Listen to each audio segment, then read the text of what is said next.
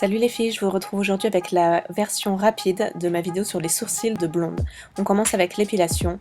Donc pour l'épilation, je vais utiliser la technique des 3 points qui est très connue. Je vous invite à regarder ma vidéo longue pour avoir plus de détails.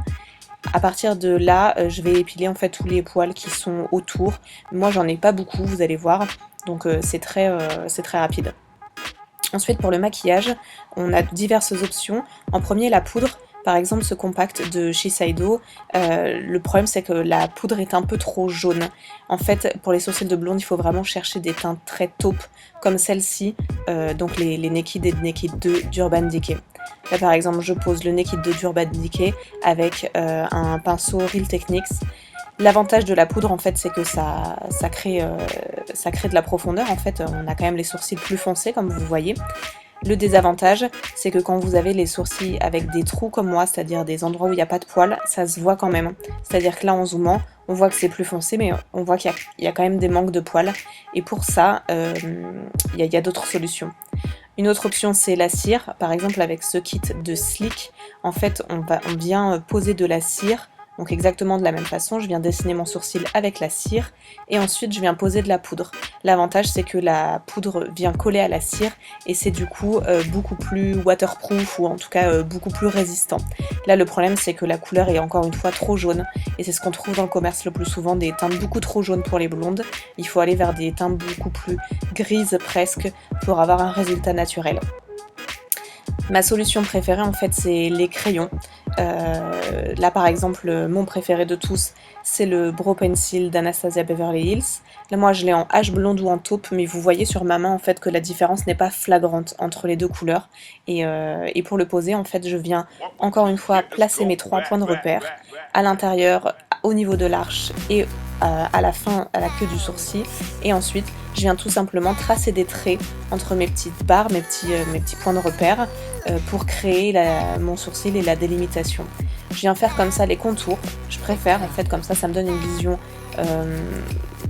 générale en fait de ce que je vais avoir, et ensuite je viens remplir et créer des petites hachures pour faire des faux poils. Ce qui est très important et c'est ce qui est bien avec ce crayon, c'est qu'on a un goupillon pour venir estomper et faire que le résultat soit très naturel.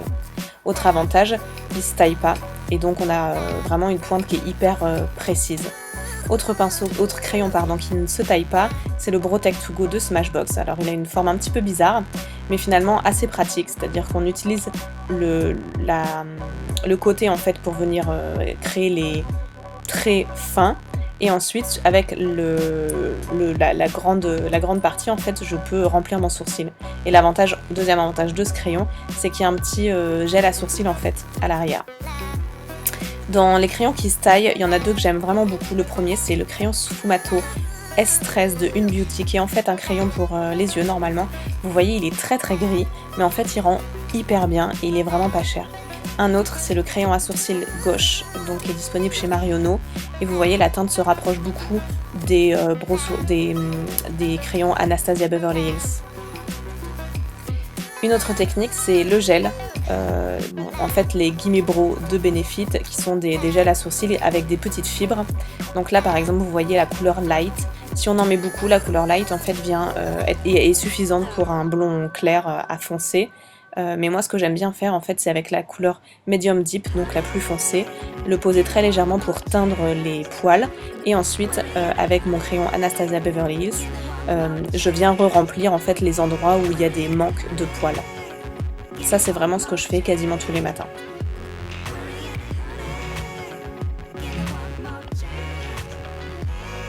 Un autre produit qui existe c'est la crème, par exemple la Brow Pomade d'Anastasia Beverly Hills, qui va donner un aspect quand même beaucoup plus travaillé, beaucoup plus rempli, beaucoup plus présent.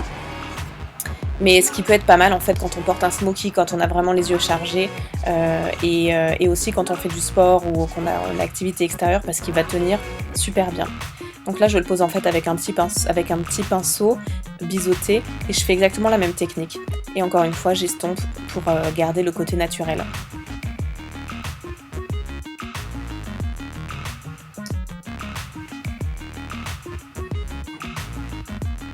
Donc on a vraiment quelque chose de beaucoup plus présent par rapport au crayon. Une autre technique, c'est la teinture des sourcils en fait pour justement teindre les poils qui sont clairs en plus foncé. Donc voilà ce que je sors à chaque fois que je fais ma teinture pour le sourcil. Donc en premier du sopalin pour protéger votre plan de travail et pouvoir essuyer, de même que des cotons. Ensuite de la crème hydratante pour protéger la peau aux endroits où on ne veut pas qu'il y ait la teinture. Un pinceau ou l'applicateur pour pouvoir appliquer le produit. De l'alu pour mettre la mixture, un élastique pour pouvoir s'attacher les cheveux et bien sûr le kit que donc j'ai acheté sur Amazon qui s'appelle Binacil avec de la teinture marron, de la teinture noire et de l'eau oxygénée. Bon bah c'est parti. Ok, ensuite je prends ma crème hydratante. Donc là ici c'est la Toleriane de la Rose Posay qui est très bien du reste. Et en fait je viens mettre de la crème hydratante autour de mon sourcil. Ça va permettre en fait à ce que la peau ne prenne pas la teinture en fait. Je la mets vraiment pas au niveau des poils, juste au niveau de la peau autour.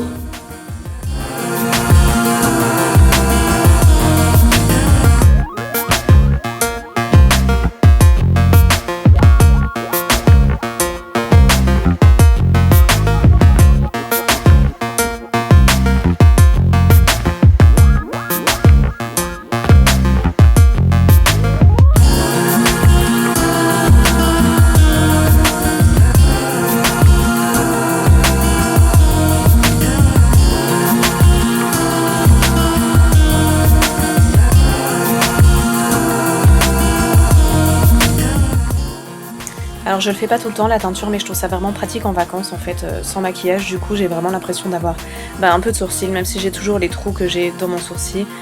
Ils sont quand même beaucoup plus présents et je ressens pas vraiment le besoin de me maquiller tous les jours. Voilà les filles, je vous embrasse, j'espère que cette vidéo vous a plu et je vous dis à très bientôt sur ma chaîne YouTube. Bye.